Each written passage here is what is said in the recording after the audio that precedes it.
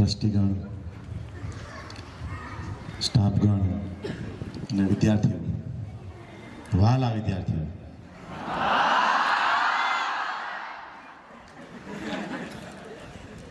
છવ્વીસમી જાન્યુઆરી સ્વતંત્ર દિવસ ડૉક્ટર બાબા સાહેબ આંબેડકરે આપેલું બંધારણ, એમાં દરેક નાગરિકને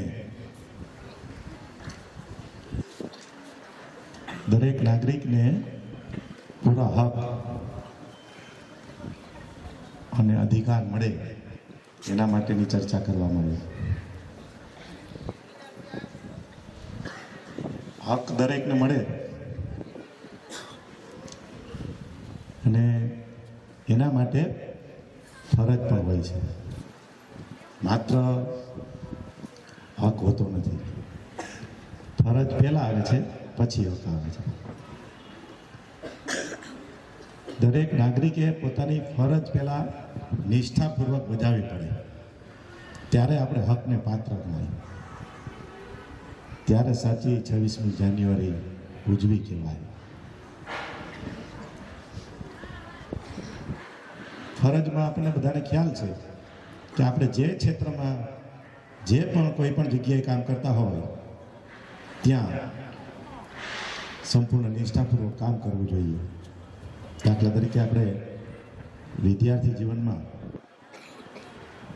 વિદ્યાર્થી એટલે વિદ્યા મેળવવા માટેના જે કાંઈ પ્રયત્ન કરવા પડે એ કરવા જોઈએ. એ આપણી ફરજ પહેલાં આવે છે, પછી હક.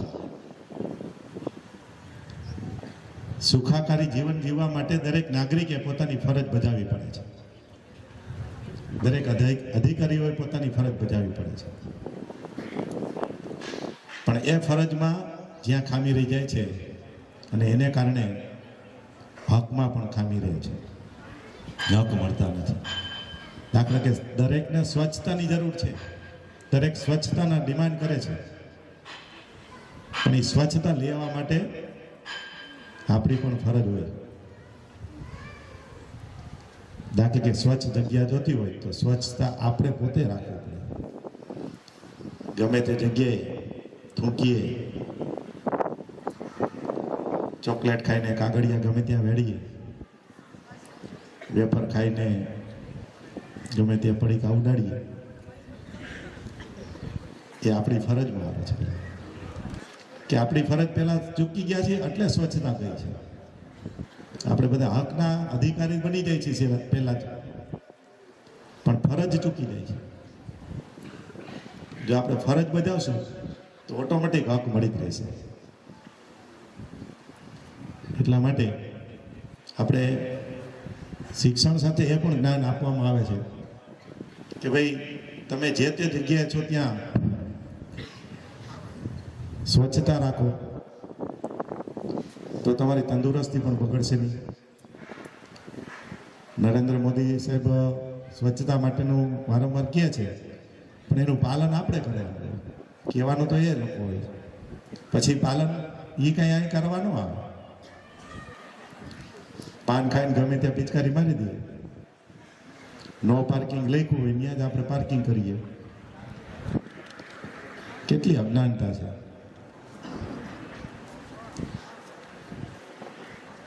તો સ્વતંત્રતા માટે આપણી પણ ફરજો બને છે.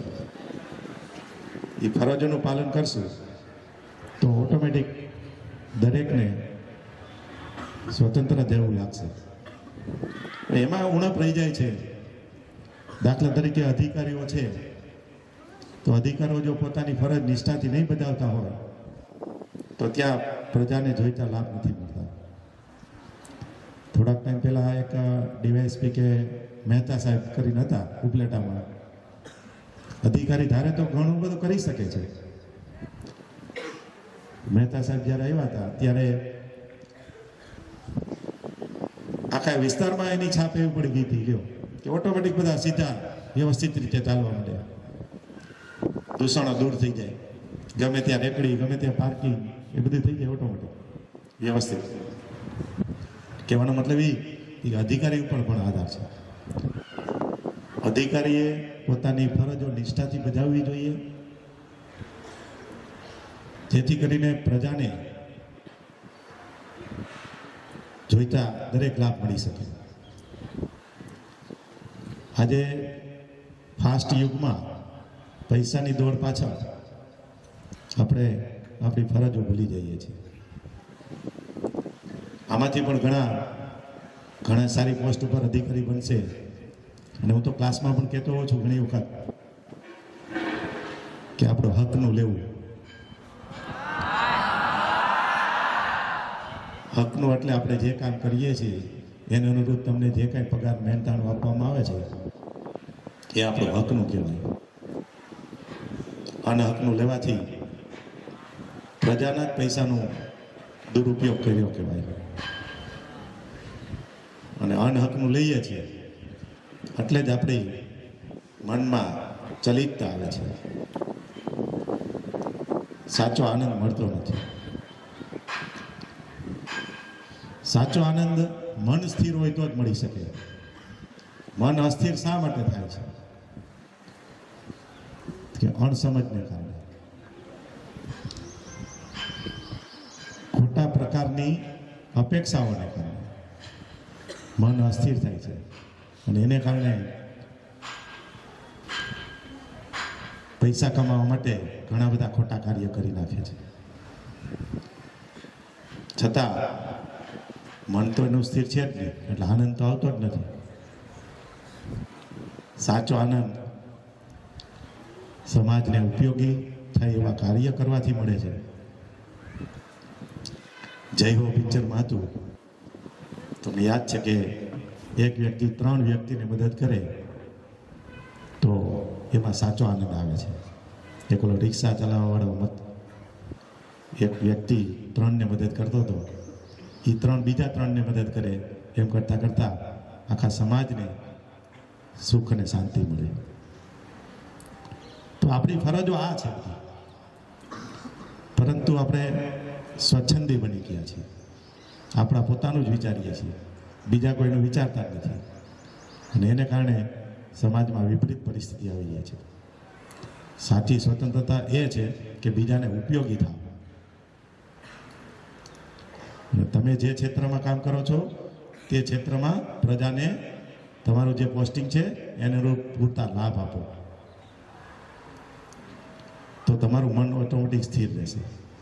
અને મન અસ્થિર થાય એટલે પછી વ્યસન તરફ વળી ગયા. હમણાં ઓલા છોકરાએ કીધું કે દેશને આગળ લેવો હોય તો વ્યસન પર છોડવા પડે. અસ્થિર મનને કારણે વ્યસન છે. સાચો આનંદ મેળવવા જાય છે વ્યસનમાંથી, ખરેખર વ્યસનમાં સાચો આનંદ છે જ નહીં. બીજાનું ભલું કરવા અને એવા વિચાર કરવામાં જ સાચો આનંદ છે. તો આપણે 26મી જાન્યુઆરીના હાથે તહેવાર મનાવીએ છીએ, તો એમાંથી આ બધા બોધપાઠ લેવાના છે. દરેક વ્યક્તિને સુખ કઈ રીતે મળે, બીજાને કેમ ઉપયોગી થવું, અને દેશને કેમ મદદરૂપ થવું, એ જ સાચી 26મી જાન્યુઆરી કહેવાય. ખાલી નામથી કંઈ થઈ જવાનું નથી. ઓલા છોકરાએ સ્પીચમાં ઘણું બધું કીધું કે દેશને આગળ લેવા માટે આપણે પોતે જ બધા જવાબદાર છે, અને પાછળ લેવા માટે પણ આપણે પોતે જ જવાબદાર છે. કોઈ કે તો શરૂઆત કરવી જ પડશે. ઘણા એમ કહેતા હોય કે હવે આ કળિયુગ છે, કળિયુગ લઈ આવનારા જ આપણે, અને સતયુગ લઈ આવનારા આપણે જ પડશે.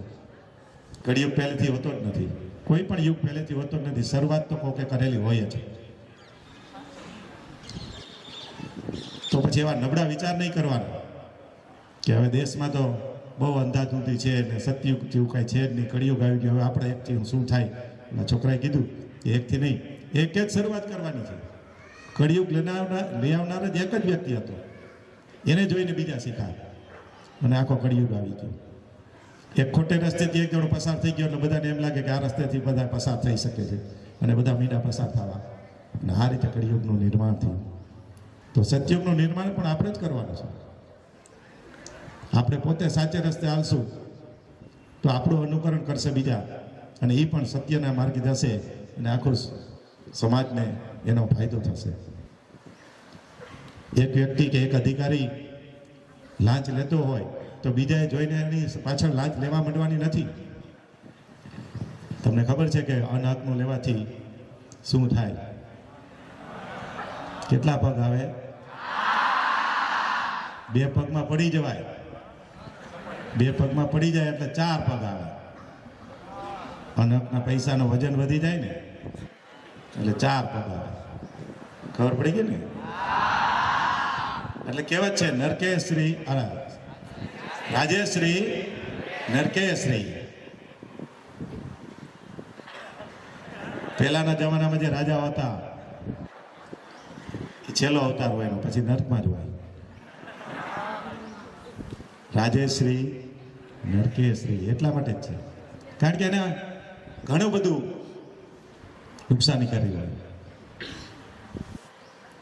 બીજા રાજ્યો પર ચડાઈ કરી હોય, નિર્દોષને ઘણાની હત્યા થઈ ગઈ હોય એટલે પાપનો પોટલો ભેગો આવે.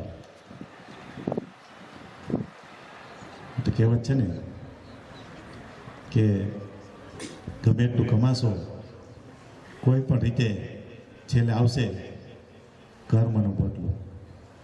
પૈસાનું પોટલું ભેગું આવતું નથી. એટલે કર્મનું પોટલું ભેગું આવશે અને એના અનુરૂપ જ આવતો જન્મ બનશે.